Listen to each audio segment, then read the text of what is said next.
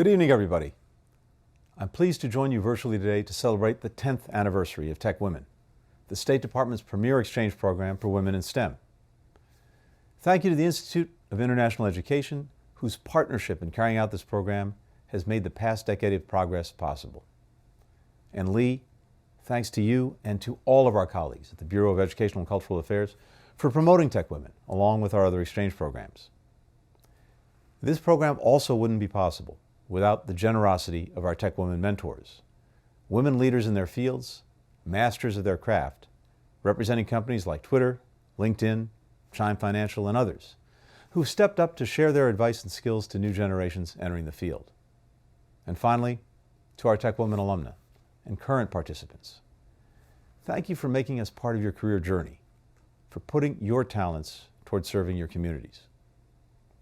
Over a decade ago, Secretary Clinton launched TechWomen with the goal of increasing opportunities for women in tech. As we know well, women face significant barriers to breaking through in tech, from gender bias to lack of mentors to a lack of growth opportunities. These barriers contribute to women being chronically underrepresented in the industry around the world, including here in the United States, where women hold approximately 1 in 4 jobs in tech. That's not only unjust, it also shortchanges our societies, our world, of your immense potential. TechWomen was created in large part to help address this problem. Across 3 administrations, 5 secretaries of state, the program has expanded beyond the Middle East and North Africa to include women from South and Central Asia and Sub-Saharan Africa. And we've seen the results as TechWomen alums make extraordinary contributions to improving the lives of people in their communities and communities around the world.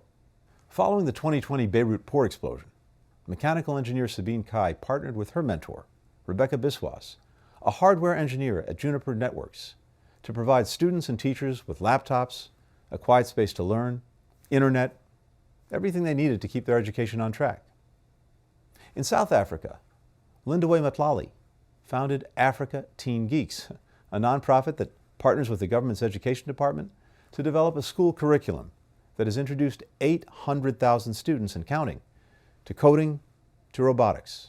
Along the way, it's helping students pick up skills that will make them more competitive for 21st century jobs. Together, TechWomen like Sabine and Lindiwe, and more than 1,000 other women who have participated in the program, are making a tremendous difference in the lives of others and serving as role models for girls and women everywhere.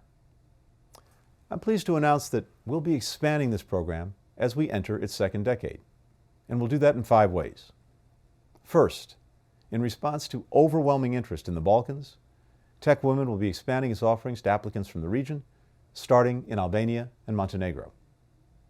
Second, we'll expand our program in the United States to include mentors and in-person programming in Chicago. TechWomen applicants are increasingly seeking support in fields like agricultural technology, biotechnology, and green tech, areas where the Chicago tech community is playing a leading role.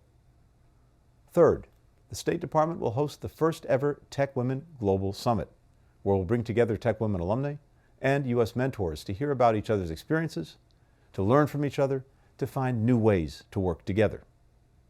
Fourth, we're strengthening the connection between TechWomen and TechGirls, a State Department tech exchange program for young women in high school, by setting aside dedicated slots in the TechWomen program for TechGirl alums. With this update, we'll be able to support women and girls through more of their journey and increase their chances of advancing in their STEM careers. Finally, the State Department will host a series of next-gen tech camps in 2023 and 2024, which will bring together TechWomen, TechGirls, and their mentors in South and Central Asia, the Middle East and North Africa, and Sub-Saharan Africa.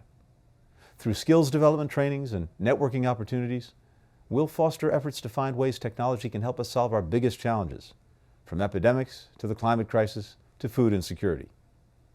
TechWomen are uniquely poised to address these challenges. In fact, they're already doing it. Fatin Kalfala founded the First Skills Club, a nonprofit that introduces Tunisian youth to technologies like robotics, mobile apps, 3D printing. When the COVID-19 pandemic first struck, Fatin used 3D printing to produce as many pieces of personal protective equipment, like face masks and gowns, as she could, helping fill a shortfall at local hospitals. She even moved into her nonprofit's headquarters so she could spend more time working, knowing that lives could be saved by what she was producing. It was my duty to my country and my community, she said at the time. Continuing to support alumni like Faten, Sabine, Lindy Way is an investment in our future. Because these individuals and the hundreds of other women that TechWomen will support over the next decade will continue developing innovative ways to use their skills to address the biggest challenges that our communities face. They'll continue to create new businesses and new jobs. They'll open pathways for women and girls, inspiring others by the power of their example. Thank you all for your support of the TechWomen program. And congratulations again on your 10th anniversary. I very much look forward to all the good work you'll continue to do.